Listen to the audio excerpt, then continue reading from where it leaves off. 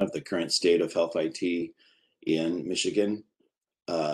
As I said, in April and May of last year. By the time we got to the later part of the summer in August, we began holding interactive stakeholder forums, looking for ways to engage stakeholders and hear about their experiences with data collection and sharing in a virtual way, because what we would normally do would just be on the ground and go meet with people holding focus groups and interviews was not possible because of the pandemic. So we held 16 interactive stakeholder virtual forums from September through early November. And then we launched our electronic surveys, which were drafted specifically aimed at different stakeholder domains, providers, hospitals, and health systems, and so on. And we've conducted key informant interviews. Those started in November and continued through February. We also had participation in the interviews from HIEs, consumer advocates, and other types of stakeholders. Next slide.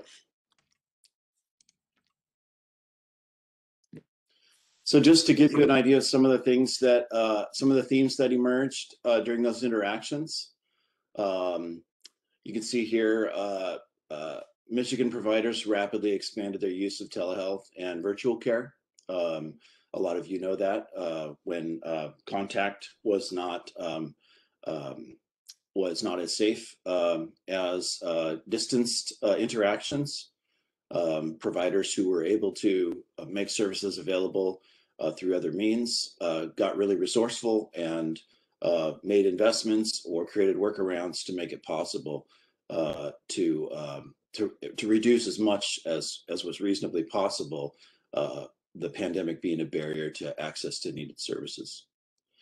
Both the statewide and the local investments in the public health IT infrastructure are needed to better address both the current pandemic and future health threats. So this is something that we heard over and over again, which was that many of us really didn't know what our system was lacking or missing in terms of delivery and in terms of information sharing until the pandemic hit, and then suddenly a lot of things became obvious that should assist with future planning. Next slide.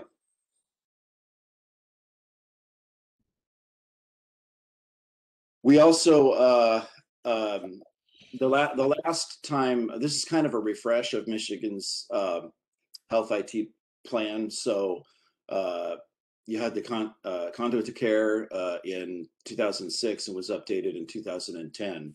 So, almost a decade, a little more than a decade later, some priorities have emerged that were not getting as much attention then. And one of those is addressing social determinants of health, which not only includes the types of services that we connect people who have socioeconomic factors that are barriers to good health outcomes, connecting them to services with community-based organizations and other entities who remediate those barriers, but also around collecting social determinants of health data, doing screening for social barriers to good health outcomes and assessments. And how so we're in that phase kind of where we are wondering how those should be coded, and there aren't as many standards and clarity and guidance around that work.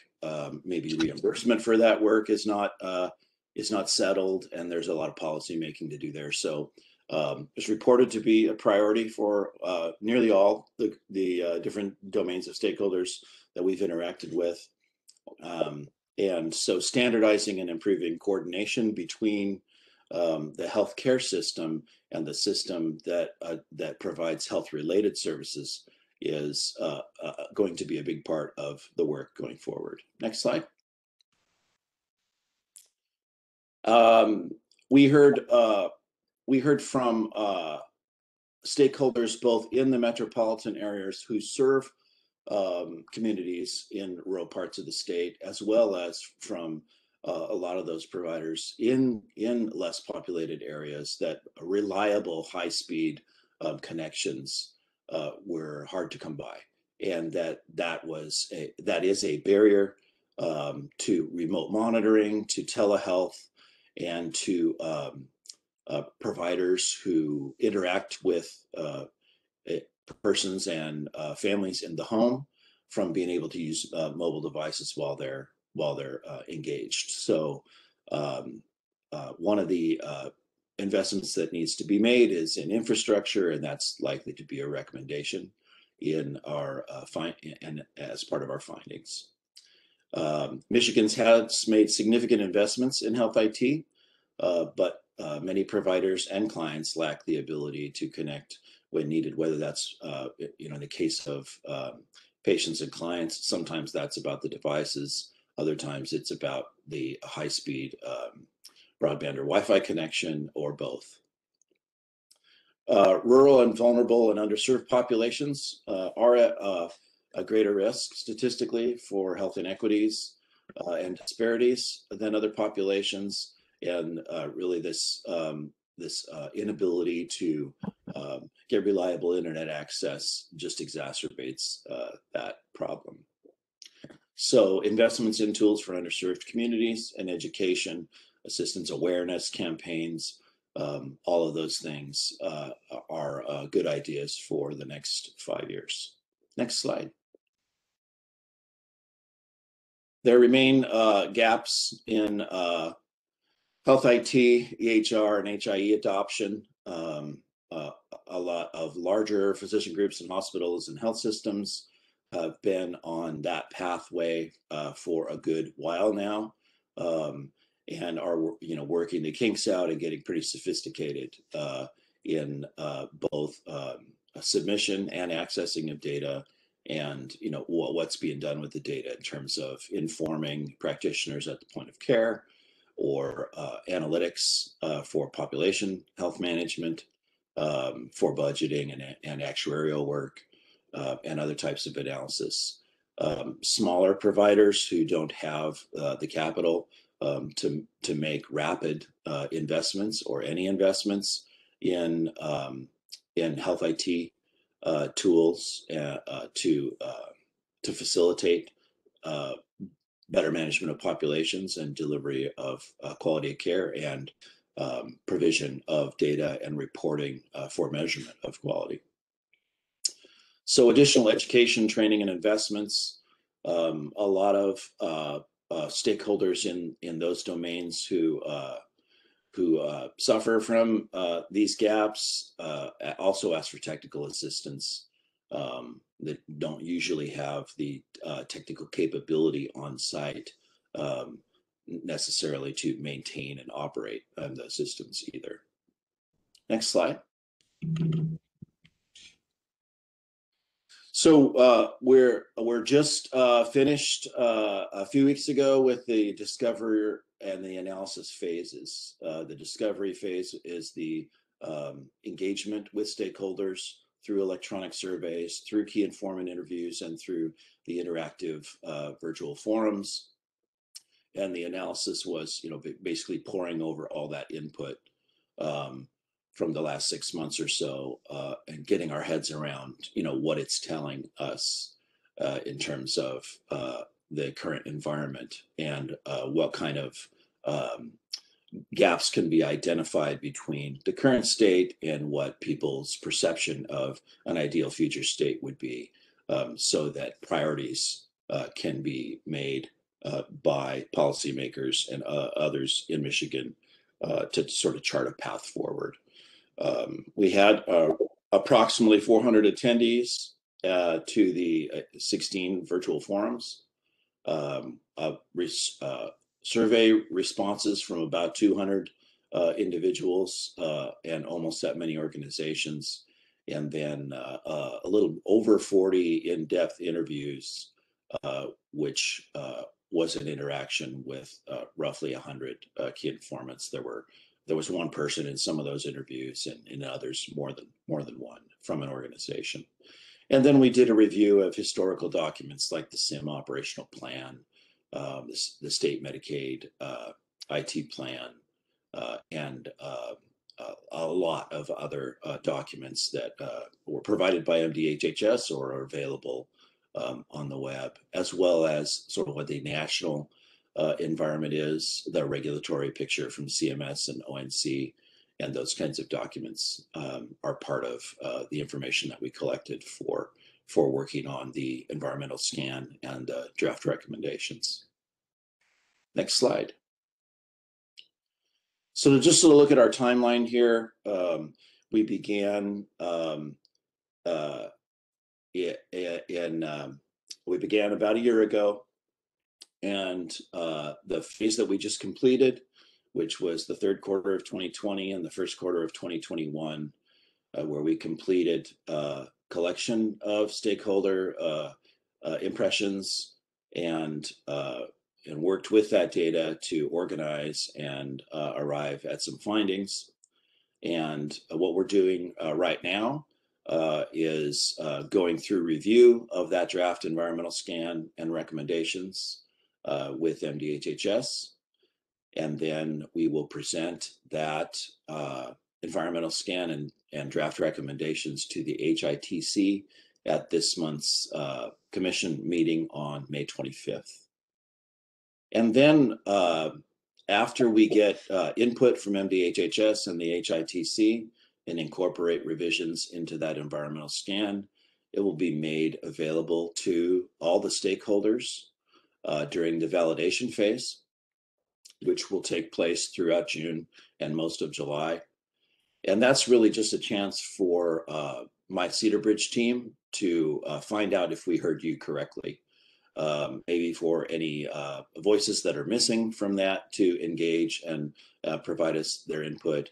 And for those of you who did provide input, to let us know if we heard something incorrectly, if there's something conspicuously absent that you really wanted to make sure were in there, or if something is in there that is not accurate, so that we can make those revisions. And then we'll bring that to another HITC meeting in the fall, probably the October meeting, to finalize the 5-year health IT roadmap for Michigan. Next slide. So just like the timeline, this would be the sort of just the list, the checklist of what's coming up. Again, the environmental scan and roadmap draft recommendations will be presented to the Health IT Commission this month, and then we go into validation. In August and September, we will incorporate feedback from the validation phase into the 5-year roadmap and add a sustainability plan to it, because everybody, of course, is concerned about how to fund all the neat stuff that we want. And then we'll present that in October.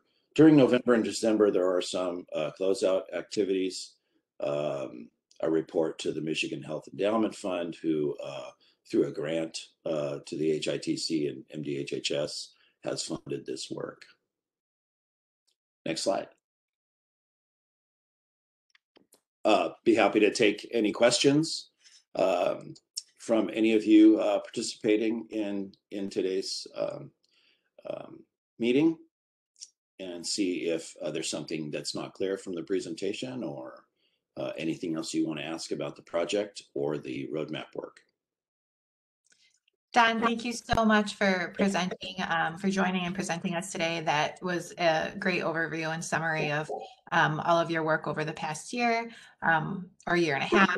And I just want to say it's a great culmination of the feedback I too heard at the feedback sessions from stakeholders. I attended many of those, which were really well run. So I did want to welcome people like Don to ask questions. Please put them in the chat right now if you have questions for Don. Don, if you will, go ahead and respond via chat, or you can wait until the end of the session where we do have time for verbal Q&A.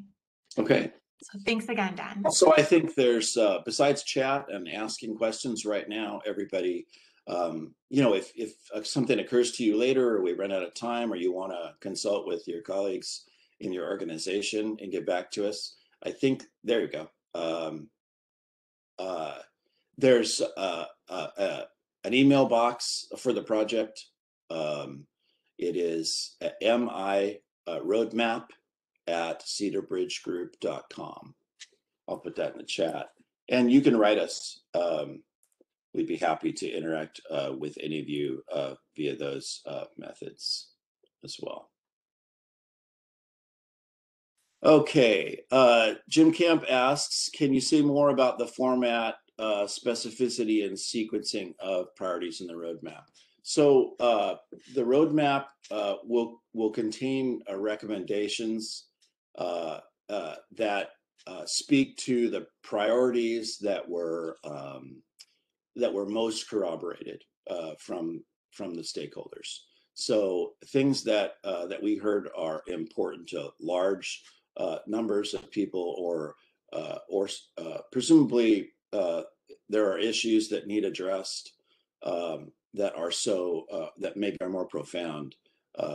And so what we'll do is make recommendations about activity and plans that can remediate those, or that can advance health data collection and exchange, bidirectional exchange, or that can address the affordability and the cost issues that are barriers that prevent some parts of the delivery system from participating, from either moving to electronic health records or to getting the necessary connections and interfaces to submit to a regional HIE or MiHIN.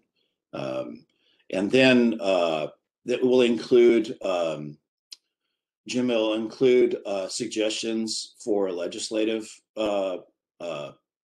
proposals if, you know, there needs to be statutory change or direction from the legislature, either for a task force or work group, or for new requirements of the agencies to move forward. Also, policy recommendations to MDHHS, recommendations about leadership and convening of bodies, of participants and stakeholders, for example, around standardization and interoperability. Those are good things to get large groups together from across the state, by region, and collect information and establish priorities. Robin says, how do the national HIE goals fit into the MiHIN roadmap? CMS and Office of the National Coordinator have priorities too, for advancing an expansion of use of health IT and health information exchange. And it's important to be aligned with federal and national trends and requirements, not only for compliance, right? We have the new rules on data blocking and some other things that a lot of stakeholders indicated they were working hard to move to compliance on. So whatever's being planned for the next 5 years needs to be aligned, obviously, with the regulatory framework, but also a lot of opportunities for that funding are through submission of advanced planning and implementation advanced planning documents, and securing either federal funding for that work or federal match for state expenditures on that work. And those two areas are primarily where the interactions or the alignment of this plan with national plans are concerned. Thank you so much, Dan. If anybody else has any questions, we do have time at the end allocated for Q&A. So please type those in the chat and we'll get to them at the end if we have extra time. So let's go on next to our next presenter, Stephanie Arnson from the Interoperability Institute. Hello, everyone, and thank you. I'm Stephanie Arnson, Strategic Partnerships Manager for the Interoperability Institute. I have been with the MiHIN family of companies for over 6 years now. I see some names in the participant list that I definitely recognize from over the years. So happy to be here today and talk to you a little bit about Interoperability Institute and what we've been working on.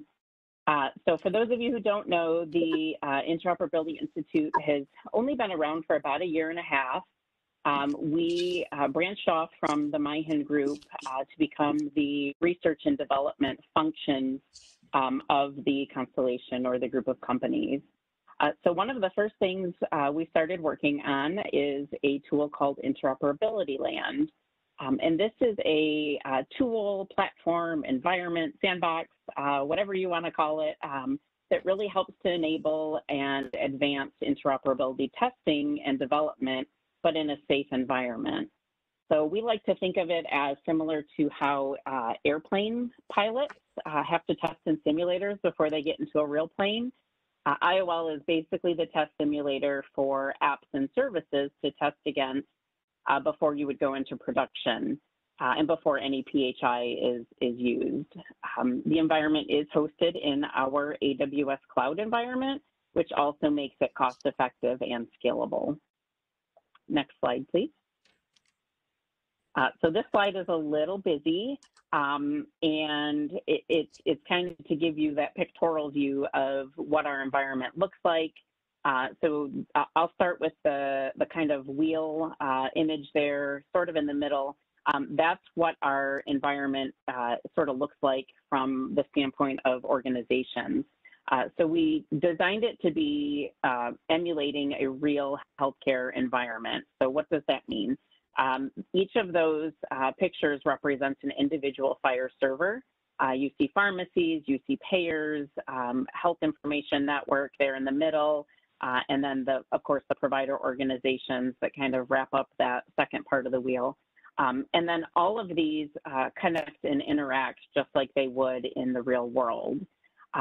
We map our synthetic data, which I'll get into a little bit more in just a moment, around that wheel cog and really make it as truly realistic as we possibly can for what you're going to find out in the real world.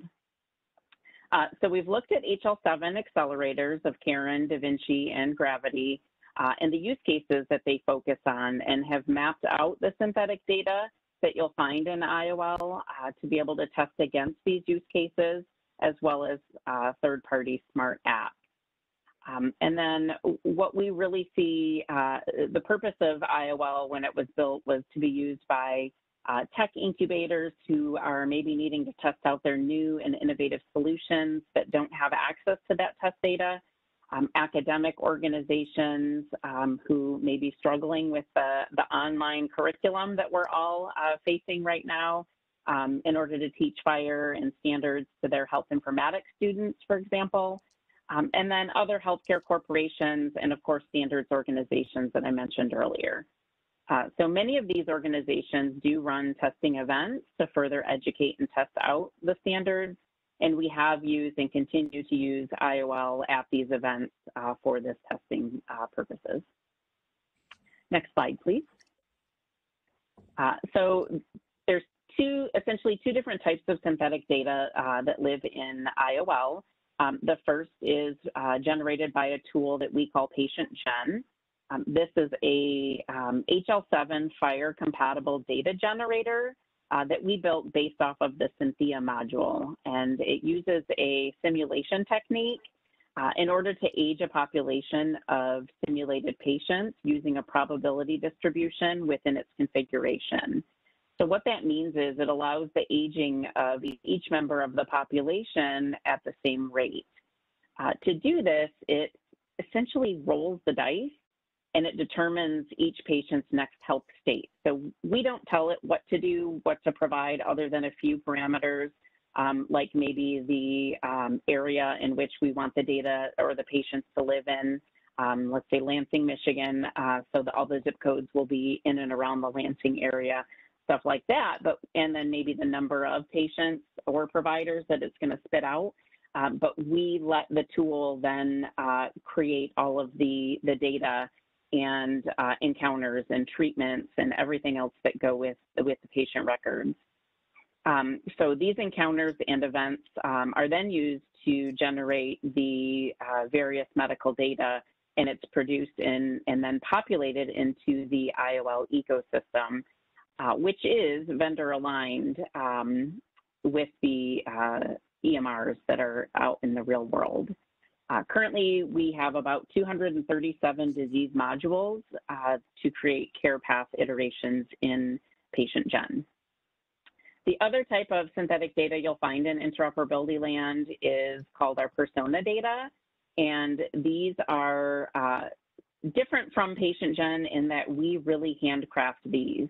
So unlike patient gen, that's a roll of the dice, the persona data are handcrafted. They're really true stories and customized human records of a patient. So on the screen there, you'll see Sarah Thompson. She is our opioid heroin addicted persona, and we go through and tell a story. We then create all of the data that goes with her story. Sarah, for example, enters into a methadone clinic, is there for a full year.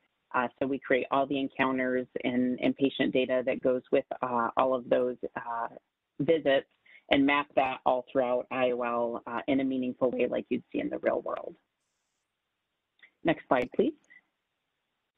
So that is where we started about 1.5 years ago. And what we're looking at now is what we're calling Interoperability Land 2.0. We are looking at 3 different products, if you will, all under the Interoperability Land umbrella. The first one is called, actually we don't have a name for it yet. We're calling it Interoperability Land Open Source, or interop.community. And we do have a website set up if you go out to that right now, interop.community. I can put that in the chat in a little bit. And we do have a new name coming soon. It's just not fully baked out yet, but this is a free and open source version of Interoperability Land. So it's got open source code, basic functions, and a very basic set of synthetic data. We are also working to create course packs for academic institutions for the use within the open source platform. As far as the Interoperability Land private label, that's our current product offering. And what I just kind of walked through a second ago, this is where organizations who maybe don't want to show what they're working on in the open source community can come and have a private sandbox that they will only have access to. And the last is what we're calling our mega sandbox. This is a future build in which we will have the ability to offer sandbox to sandbox testing. Organizations will be able to have their private instances. However, they'll then be able to connect with other organization sandboxes for testing, building, and demoing of apps. So I'll dive a little bit more into each of these. If you can go to the next slide, please. Our open source sandbox, again, interop.community,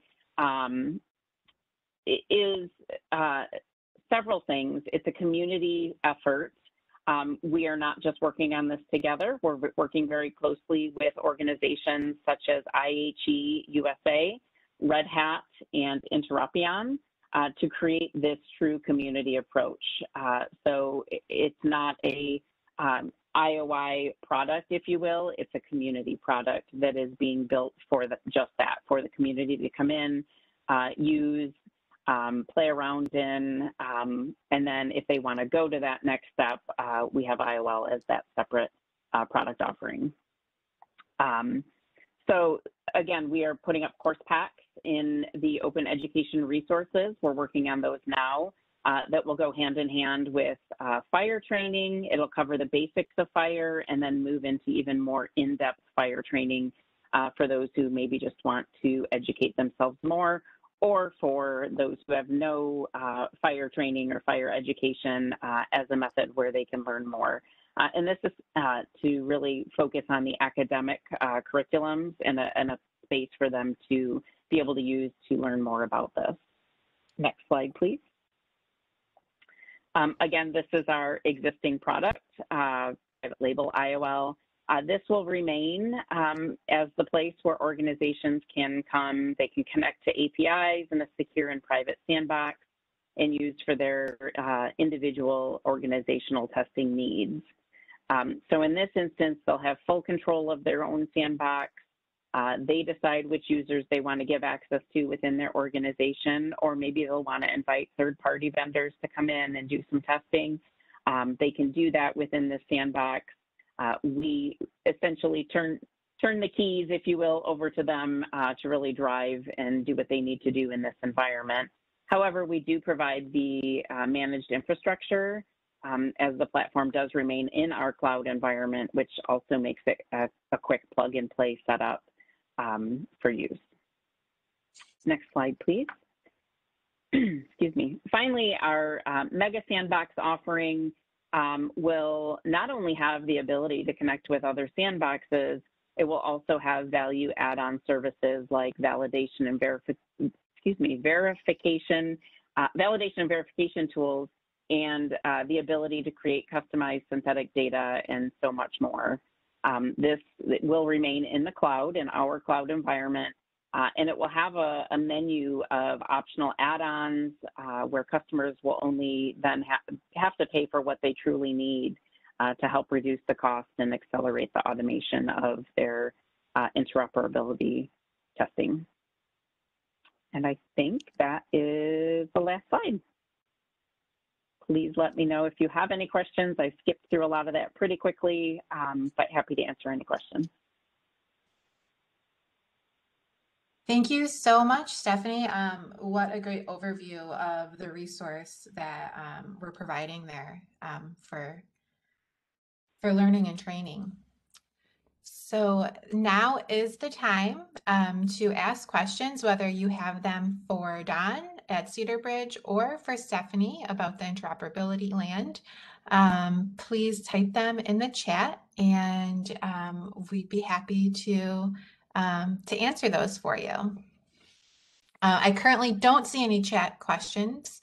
Thank you so much for the website, Stephanie. Yep, I realized I just sent it to you, so I just resent it to the chat. Great. So while we wait, allow people some time to type their questions in the chat, I did want to just make a couple of announcements. So first off, MiHIN is excited to announce that we have a new way for hospitals to access their conformance reports. We're going to be rolling out a new interface module called, well, it's a new interface module in My Gateway. Don't know if it has a name other than the conformance report module. It's going to allow hospitals to view, filter, and interact with conformance reports in a variety of new ways. Also, you'll be able to view and download non-conformant ADT and CCDA message examples in an on-demand and real-time way that's going to facilitate easier corrective action. This new module is going to improve the way you can view and improve your conformance scores. Hospitals can expect to receive outreach from their account executives with the announcement and onboarding form very soon. So exciting news there. And then finally, I did want to mention that the Connecting Michigan for Healthcare and More conference is off and running. We've mentioned this the past few downloads. This is an annual year-long event. This one in particular, since it's virtual. Our next workshop is going to be on June 24th, and the topic is virtual care, telehealth, and patient-reported outcomes. So if you haven't yet and you're interested, you can register for the workshop or the entire series at our website under the events section. All right, so that's it for me. I want to see if we have any questions yet. Tracy, by chance, have you received any? Good morning. No questions put into the chat box, but feel free to do so if any come up. All right. And hope we see that you are excited about the conformance module. So I'm glad to hear it. We're really excited about rolling that out as well. All right. Finally, on June 1st, please join us for our next download. Same time, same place. You can register at our website under the event section, download, or wait to get the registration form via email. So last chance for questions. I don't see any coming in, but I did want to thank you, Don, again for joining us today and giving us that great update on the plan. We're really excited to see how that will transpire into the next 5 years of healthcare IT improvement in Michigan. And then Stephanie, you too, thank you so much for joining us today and giving us that overview of the Interoperability Institute. All right, everybody have a wonderful rest of your day and week. Thanks for joining us. Until next time.